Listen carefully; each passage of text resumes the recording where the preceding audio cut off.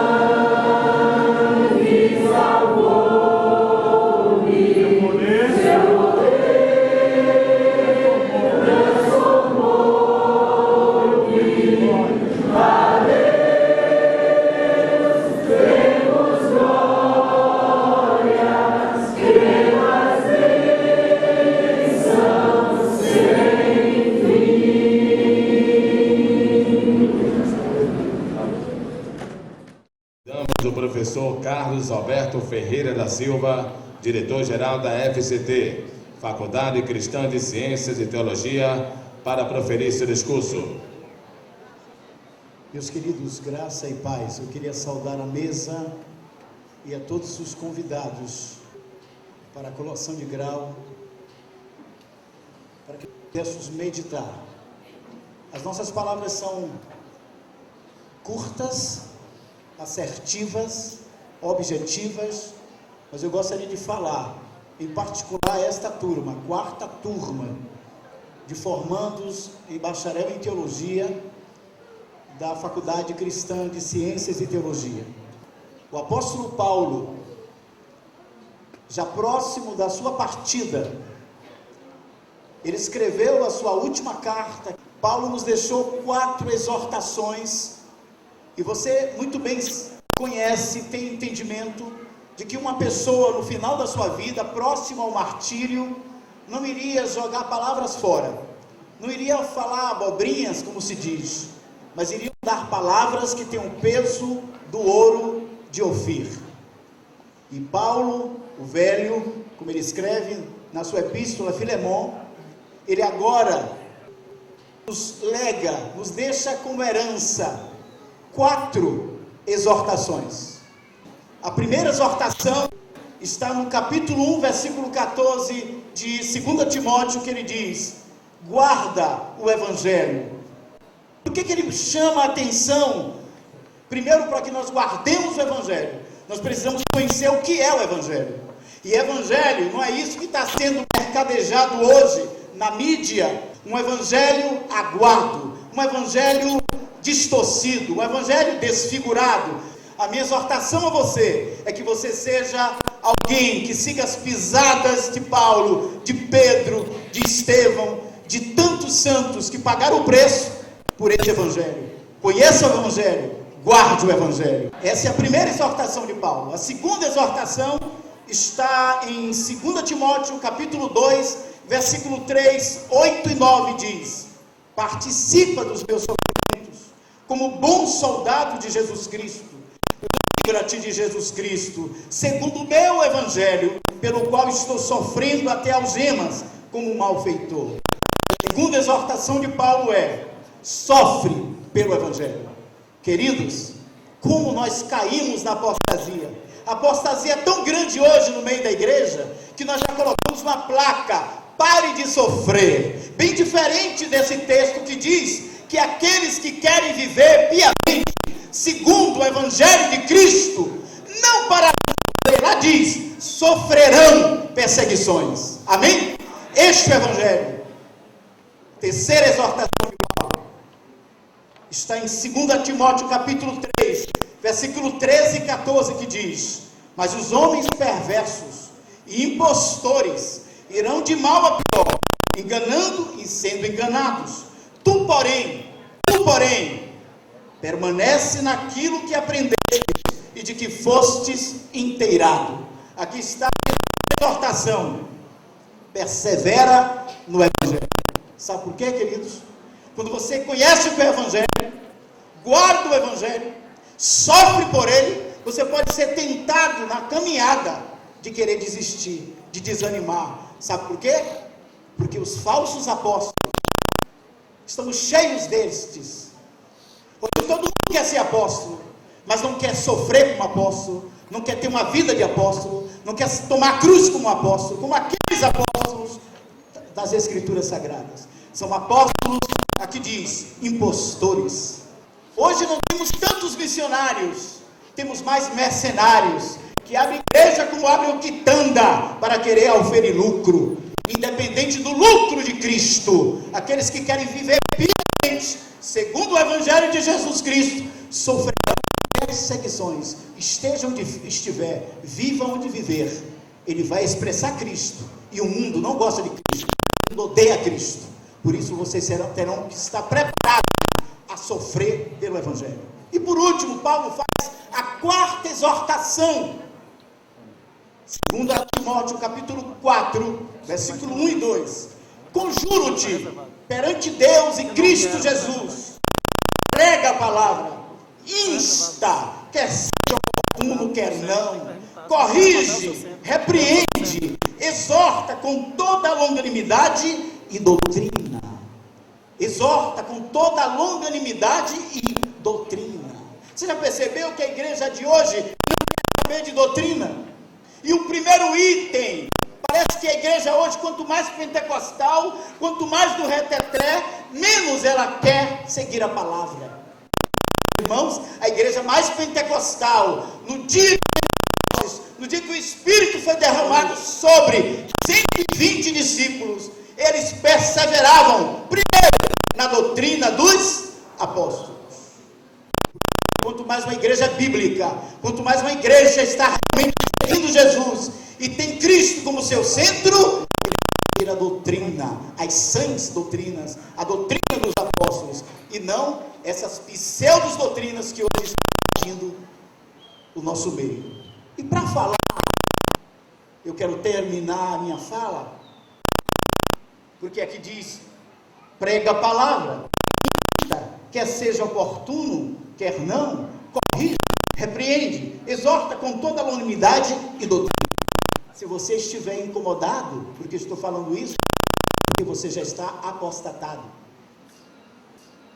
Se você está incomodado, porque eu estou falando isso numa formatura, porque você já caiu há muito tempo e nem sabe que caiu. A igreja de hoje está como uma igreja em Laodiceia. É rica e de nada tem falta, mas Jesus, a igreja de Laodiceia, está do lado de fora, porque ele está batendo. Ele abre a porta e bato. Se alguém ouvir abrir a porta, eu entrarei, cearei com ele. Dentre tantos ventos e doutrinas que hoje nos atacam, nós temos aquela que todo mundo atualmente fala, de amarrar Satanás. Virou moda entre alguns crentes, o chavão está amarrado. Mas será que viver repetindo esta frase resolve alguma coisa? Traz algum benefício ou vitória sobre o mal? Isso não passa de uma frase de efeito criada pelas igrejas da teologia da prosperidade. Sabemos, biblicamente, teologicamente, na doutrina dos apóstolos, que Satanás não poderá ser amarrado antes do tempo. Ele será amarrado de acordo com Apocalipse capítulo 20, no final dos tempos. Isso é Bíblia, isso é doutrina dos apóstolos. Mas se fosse verdade que pudéssemos amarrar Satanás, teríamos antes de amarrar várias coisas que nos atrapalham. E eu quero citar algumas e terminarei com alegria, se alguma delas tocar o seu coração. Antes de amarrar Satanás, amarre os seus pés. São eles que o levam para o conselho dos ímpios, para o caminho dos pecadores e para a roda dos escarnecedores. Retira o seu pé do mal, da casa da mulher adúltera, do caminho largo, do altar dos ídolos, da multidão dos que não servem a Deus. Antes de amarrar Satanás, amarre o seu coração. Ele não pode amar outro cônjuge além do seu, nem outro Deus além de Deus. Ele não pode amar o mundo, nem o que no mundo há. Antes de amarrar Satanás, amarre a sua língua. Ele é um mal incontrolável, cheia de veneno mortífero. Ela contamina a pessoa por inteiro, incendeia todo o curso de uma vida. Antes de amarrar Satanás, amarre seus ouvidos. Eles não podem ouvir blasfêmias, irreverências, mentiras, nem piadas imorais. Antes de amarrar Satanás, amarre seus olhos. Se seus olhos forem maus, o seu corpo todo ficará na escuridão. Olhos altivos, olhos de cobiça, olhos cheios de adultério, olhos que nunca olham para cima, precisam ser amarrados dia após dia. Antes de amarrar Satanás, amarre a sua mente. Ela precisa ficar cativa a Cristo. Você pode pensar apenas no que é verdadeiro, no que é nobre, no que é puro, no que é amável e de boa fama. Antes de amarrar Satanás, amarre seu gênio. Se você não suporta uma derrota, uma ofensa, uma crítica, uma dor, você é incapaz de viver neste mundo. Você não pode pedir fogo do céu para consumir os que não batem palmas para você. Antes de amarrar Satanás, amarre sua vaidade pessoal. A soberba é um pecado latente que precisa ser dominado. É um pecado perigoso. A desgraça está a um passo depois do orgulho, e logo depois da vaidade vem a queda. Antes de amarrar Satanás, amarre a sua incredulidade. Ela é um entrave enorme e uma ofensa contra Deus, pois sem fé é impossível agradá-lo. Você não pode raciocinar corretamente se não incluir os recursos da fé na revelação das promessas de Deus. Antes de amarrar Satanás, amarre sua preguiça. A preguiça faz cair em profundo sono. E a preguiça inventa 1000 desculpas para você não se mover. Cuidado com a preguiça. Com a preguiça mental que não deixa ler e estudar, ou mesmo se matricular na FCT. Cuidado com a fé sem obras. Antes de amarrar Satanás, amarre sua timidez. O exército de Deus não recruta soldados tímidos. Eles não estão aptos para a guerra e ainda contaminam outros soldados. Não esqueça que Deus não chama preguiçosos. Deus só chama gente ocupada. Antes de amarrar Satanás, esse é o mais importante. Amarre o seu eu. Você não governa mais a sua vida. Você foi crucificado com Cristo. Assim, já não é você quem vive, mas Cristo que vive em você. Você não tem direitos sobre si mesmo. Convém que Cristo cresça e eu e você diminua. Antes de amarrar Satanás, amarre o pecado que habita em você. Deixe morrer a míngua, o apetite da pecaminosidade latente. Castigue o seu corpo e faça dele escravo do Senhor. Ofereça-o em sacrifício vivo, santo e agradável a Deus. E eu estou falando para uma plateia que está vivendo isso. Mesmo em pé, mesmo com calor, apresente-se em sacrifício vivo e agradável a Deus. Amém? E por fim, eu sei que você está já cansado de eu amarrar tanta coisa. Depois de tudo amarrado, meus queridos, sinta-se à vontade para amarrar Satanás, no sentido de resistir às suas artimanhas, às suas investidas periódicas. Faça isso com a autoridade de quem já amarrou-se primeiro, sempre em nome de Jesus. Que Deus lhe abençoe. Parabéns. Convidamos o formando Lucas Machado Carvalho, orador da turma, para proferir seu discurso. Ilustríssimo senhor, diretor da Faculdade Cristã de Ciência e Teologia, professor Carlos Alberto Ferreira, demais componentes da mesa, senhoras e senhores, boa noite.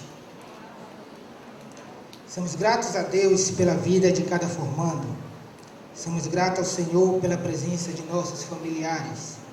Somos gratos a Deus pela vida dos professores e funcionários da FCT.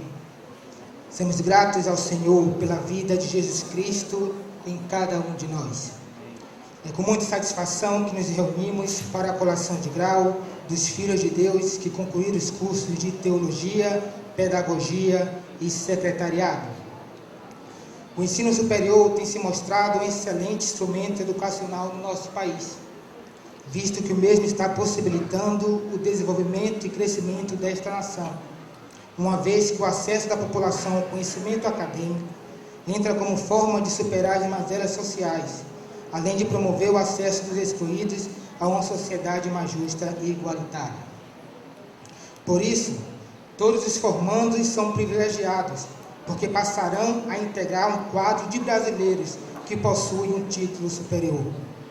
O bacharel em teologia foi chamado pelo Senhor Jesus para aprender dele, para ser vitorioso com ele, para ser instrumento de proclamação do seu nome, ministro do seu evangelho.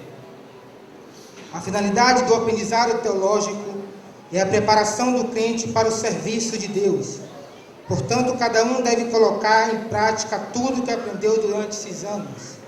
Uma vez chamados para viver, ensinar e defender o evangelho, cada um de nós deverá se empenhar para desenvolver o talento que Deus colocou em nossas mãos. O nosso dever é ser os verdadeiros defensores de Cristo Jesus, exemplos de fé e de vida no Senhor. Cabe-nos a responsabilidade de falar a verdade, mesmo estando em minoria ou sendo por vezes a voz solitária.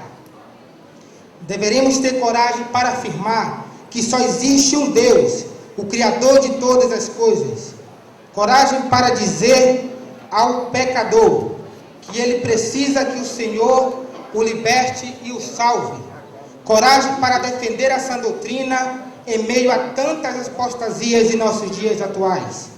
Somos semeadores de Cristo e não podemos fugir da responsabilidade de semear.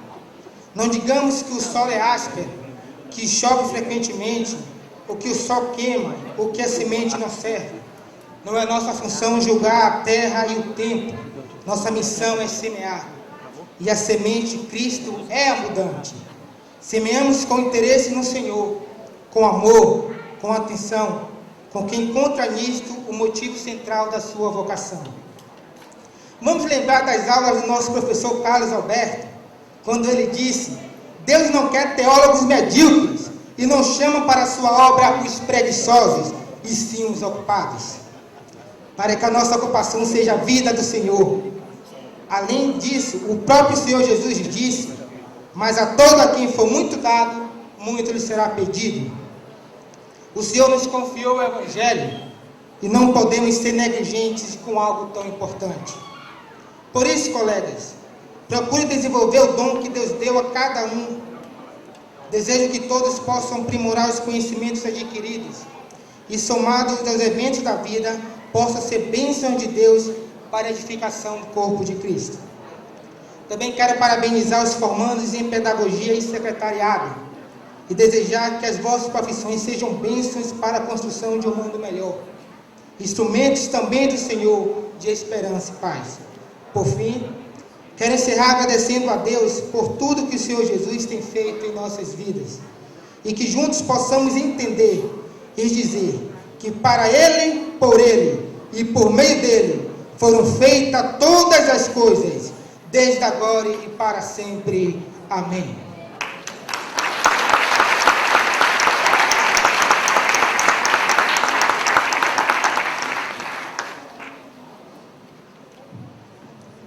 Convidamos o Dr. Everaldo Costa Menezes, paraninfo da turma, para proferir seu discurso.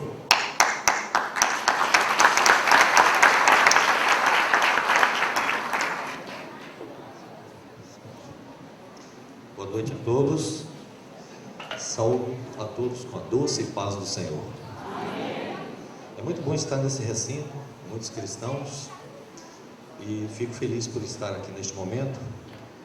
E saúdo a mesa, na presença do nosso amado e estimado diretor, Carlos Alberto Ferreira da Silva, diretor da faculdade, e, ao mesmo tempo, todos os membros que compõem essa mesa tão bonita. E estou muito feliz por ser convidado para ser o paraninfo de todos vocês. Esta honrada turma, da qual eu me alegro muito, onde lembro que eu fui da primeira turma de teologia, e fui muito feliz. E hoje sinto-me muito bem estar aqui com todos vocês. Como paraninfo, gostaria de falar algumas palavras, bem poucas, mas gostaria que vocês pensassem muito a respeito das mesmas. Nesta noite, não recebam apenas um diploma, ou um canudo, como comumente falamos, mas vocês nesta noite estarão recebendo uma tocha de fogo muito intenso. E essa tocha, ela fora formada das centelhas do aprendizado de vocês em todos os anos de academia. Mas essa tocha não pode ficar apenas na mão de vocês. Ela tem uma função, e vocês têm uma nobre responsabilidade, uma nobre missão. Vocês conduzirão pessoas a sair das trevas da ignorância, dando-lhes a luz do saber, do conhecimento, e assim completarão tudo aquilo que aprenderam na teoria, vocês estarão fazendo muito bem na prática. Se ainda posso dar algum conselho, eu diria: primeiro, confie plenamente no Senhor Jesus, pois Ele é quem os guia. Sejam humildes, assim vocês alcançarão lugares onde nunca imaginaram ir. Sejam responsáveis, éticos, tratem muito bem o seu semelhante com amor, porque um dia isso será cobrado. E assim fazendo, um dia todos vocês, quando completarem essa boa carreira, dirão: obrigado, Senhor, obrigado porque eu fiz a minha parte com a chama que tu me deste, durante o tempo em que peregrinei nesta terra. A todos vocês, muito sucesso e o meu obrigado.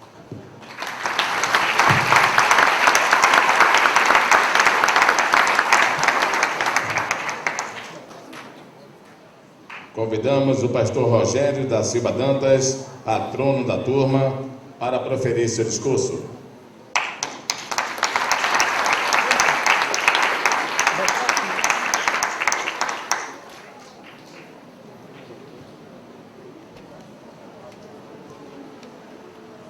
Boa noite.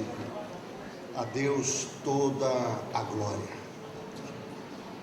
Já foi bem pronunciado aqui que somente dele, por ele e para ele são todas as coisas, glória exclusivamente a ele, eternamente. Amém. Eu quero, em segundo lugar, cumprimentar o pastor, professor Carlos Alberto, diretor desta digníssima faculdade, e todos os membros da mesa. Que Deus continue os abençoando no nome de Jesus. E a todos os formandos e convidados que aqui estão presentes, eu quero deixar uma palavra que vem do coração de Deus para o seu coração, porque entendemos que hoje se conclui uma fase de um sonho que Deus colocou dentro de cada um de vocês. Desses 44 formandos, eu quero deixar uma semente para que o propósito de Deus venha se cumprir cabalmente na vida de cada um de vocês, porque hoje se cumpre de fato uma parte deste sonho. Hoje vocês alcançam mais uma etapa nesta escada do sucesso diante dos homens e diante do mundo espiritual. Mas eu queria dizer para vocês que o sucesso de hoje é inimigo do sucesso de amanhã. É apenas uma etapa que você alcançou, para que, não se conformando com o que alcançou no dia de hoje, possa prosseguir para o alvo, como disse o apóstolo Paulo, porque o melhor de Deus ainda está por vir na sua vida. Eu quero deixar uma palavra que está registrada no livro de Gênesis, capítulo 1, versículo 11, que o Senhor diz assim: e disse Deus que haja a semente de toda a criação, tudo que Deus plantou. Eu vou parafrasear o texto. E haja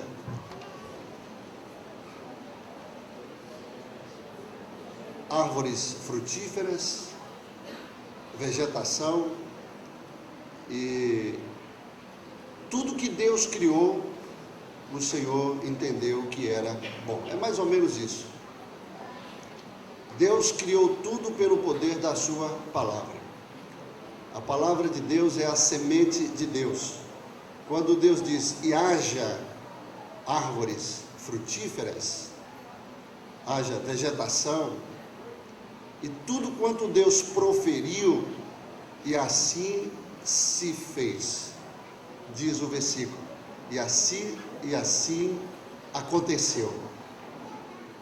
Interessante que muitas vezes nós entendemos que simplesmente Deus pensou e disse e aconteceu, mas na verdade não é exatamente desta forma, porque o nosso Deus é um Deus de projetos, é um Deus que planeja, é um Deus que programa. A Bíblia diz no livro de Isaías, capítulo 46, versículo 10, que ele primeiro, ele projeta, ele programa, e depois de entender que está do jeito que ele projetou, então ele dá o selo da sua aprovação. Foi assim que Deus fez no início. Deus, quando ele pegou toda a obra da sua criação, ele programou, ele projetou, e ele depois disse, está muito bom. E assim, ele tão somente deu a palavra de comando final e disse, e haja, e assim houve. Quando Deus fez você, não foi simplesmente também pelo poder da sua palavra, e disse, façamos o homem à nossa imagem, conforme a nossa semelhança. Porque Deus, quando Ele fez uma obra diferente de toda a sua criação, que foi você, que foi feito à imagem e semelhança dEle, Deus entendeu que Ele tinha que fazer algo que tinha as características de Deus, que tinha os elementos de constituição também do próprio Deus. Então Deus, quando fez você, Ele projetou, programou, e quando Ele viu que estava muito bom, então Ele deu o comando final, e assim foi. E Deus fez você à imagem e semelhança de Deus. Interessante que, quando o Senhor, então, no final de toda a sua criação, Ele desceu, Pai, Filho e Espírito Santo, à terra, e com as suas próprias mãos, agora Ele forma um corpo, Ele cria um corpo do pó da terra, do barro da terra, e então Ele entendia que para viver nessa terra, aquele que foi feito à imagem e semelhança de Deus precisava de um corpo, porque, como diz Salmo 115, que os céus são os céus do Senhor, mas a terra deu a Ele, aos filhos dos homens, e somente o homem com um corpo terreno poderia se movimentar aqui na terra. Então Deus pegou aquele corpo e agora assoprou o zoe, o ruach, o Espírito de Deus sobre o homem, e ele passou a ser alma vivente. E Deus agora então fez, e o homem passou a se movimentar, a viver sobre aquele corpo, e passou a ser alma vivente. Por que eu estou trazendo isso aqui para você? É porque, como diz Gênesis capítulo 1, versículo 11, que Deus fez tudo conforme Ele mesmo planejou, programou, entendeu, e depois deu o selo da aprovação. Ele fez você, e a partir de você, Ele realizou todas as coisas concernentes à sua própria vida. Então eu entendo que, através da semente de Deus, que é a sua palavra, que quando gerou em você todo o propósito pelo qual Ele espera que seja cumprido na sua vida, eu quero abrir um parênteses para fazê-lo entender melhor que tudo é gerado a partir de uma semente. Se você plantar uma semente de uma árvore, vai ser conforme a sua espécie. Uma semente de laranja vai nascer uma laranjeira, uma semente de limão, um limoeiro, de manga, uma mangueira. Então Deus, quando Ele olhou para Adão, Ele colocou apenas uma semente, a semente da humanidade. E Ele viu em Adão toda a humanidade. Ele vê em cada semente tudo que a semente precisa para cumprir o seu propósito.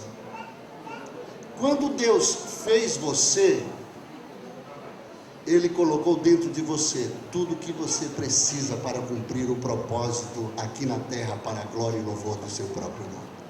Então, tudo o que você precisa, Deus colocou dentro de você. E eu concluo estas minhas palavras dizendo: quando Deus fez o peixe, colocou tudo que o peixe precisava dentro dele. Quando o peixe nasce, ele não precisa entrar numa escola de natação para nadar. Ele simplesmente, quando ele entra na água, é nadando. Quando ele nasce, é nadando. Por quê? Porque o nado já estava dentro dele. Quando o pássaro, ele nasce, ele também, quando começa a desenvolver as suas asas, ele começa a dar aqueles voos rasantes até amadurecer, mas quando chega o momento, ele simplesmente bate asas e voa. Mas ele não precisou também de entrar numa escola de voo para voar, porque Deus, quando fez o pássaro, colocou tudo o que ele precisava dentro dele, e através da maximização do seu potencial, ele alcançaria o propósito pelo qual Deus assim o estabeleceu. Da mesma forma, na sua vida, você foi feito para dominar, para governar a terra, para administrar agora debaixo da ingerência divina. E tudo que você precisa para ser bem-sucedido na sua vida, está dentro de você. O seu sonho foi Deus que plantou, está dentro de você. O seu sucesso, os seus projetos, as promessas que Ele já delineou e deixou para a sua vida, já está dentro de você. E as minhas palavras se resumem para hoje você informando que alcança uma etapa no sucesso da sua trajetória. Não se conforme, não simplesmente ache que você chegou ao apogeu, que agora você é realizado, não. É apenas o começo, porque o melhor de Deus ainda está por vir na sua vida. Deus espera que você maximize o potencial que Ele mesmo plantou, que Ele mesmo, quando pegou você, João, e disse: João, você vai alcançar, você vai conseguir chegar e alcançar a plenitude do seu sucesso, porque Deus já escreveu a sua história. Interessante que Isaías 46, 10 diz que Deus começa pelo fim. Ele primeiro Ele terminou o seu projeto de vida. Paulo diz que Jesus já nos abençoou com toda sorte de bênçãos espirituais nas regiões celestes em Cristo Jesus. Ou seja, Ele não precisa fazer mais nada por mim e por você. Sabe por quê? Ele já fez, já colocou todo o propósito, todo o sonho, todo o projeto dentro de você. Agora compete a você desenvolver, maximizar esse potencial que está dentro de você. Potencial fala de algo escondido, algo que está em oculto, que precisa ser explorado. Então, é só você agora arregaçar as mangas, se colocar diante do Senhor, como diz o Gênesis 2, versículo 4, que tudo que Deus havia feito estava debaixo da terra. Deus já havia completado toda a obra das suas mãos, já tinha feito o sol, a lua, as estrelas, a terra, os mares, os animais domésticos, as aves, os peixes e por fim o homem. Tudo Deus já tinha feito, já tinha concluído toda a obra da sua mão. Mas a Bíblia registra, depois você pode observar, que ainda não havia nenhuma planta sobre a face da terra, nenhuma árvore existia visivelmente aos nossos olhos, mas Deus já havia feito. Aí o versículo diz assim: por quê? Porque o Senhor ainda não havia feito chover. Por que o Senhor não havia feito brotar sobre a face da terra? Está assim. Aí o próprio versículo responde: porque o Senhor ainda não havia feito chover sobre a face da terra. E por que o Senhor não havia feito chover sobre a face da terra? Porque o homem não tinha se apresentado para arar a terra. O que eu aprendo? Tudo já está pronto, tudo já está feito. O Senhor já terminou tudo acerca da sua vida. O que precisa? O Senhor só vai mandar a chuva para que o fruto da terra brote quando você se apresentar para arar a terra. Tudo já está determinado, destinado à sua vida. Você vai arregaçar as mãos a partir de hoje, vai trabalhar, arar a terra. O Senhor vai fazer chover sobre a terra, e tudo que Ele fez vai começar a brotar diante dos seus olhos. E que Deus vos abençoe em nome de Jesus, porque a vitória é sua, no nome de Jesus.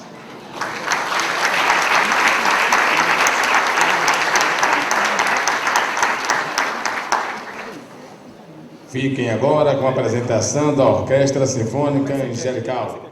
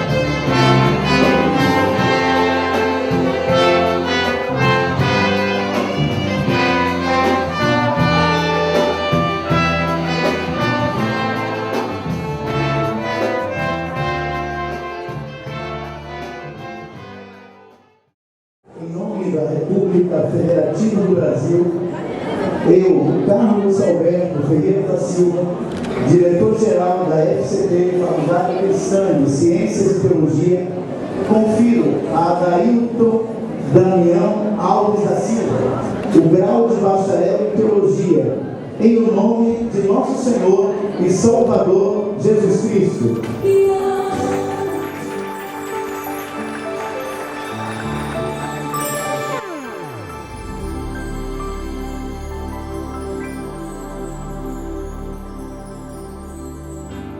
Acredite, é hora de vencer. Essa força vem de dentro de você. Você pode até tocar o céu se crer.